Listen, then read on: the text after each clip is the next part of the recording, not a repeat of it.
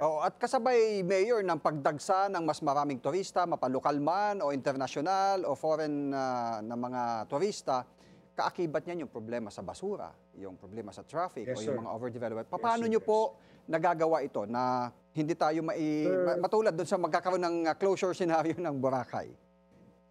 sir, meron na kaming sanitary landfill pero sabi ko nga, dapat talaga yung tiga-baler mismo may disiplina kahit anong sipag ng LGU magpalinis na magpalinis. Mhm. Pag wala disiplina yung mamamayan, dapat talaga tulungan yung lokal na pamahalaan at saka yung mamamayan ng baler para to keep baler clean kasi sinasabi ko naman lagi, pag madumi yung baler, wala nang babalik na turista. Oo, so siyempre, yung mga residente, sila na mismo yung sisita doon sa mga dayo dyan na magtapon ng basura sa tamang lalagyan.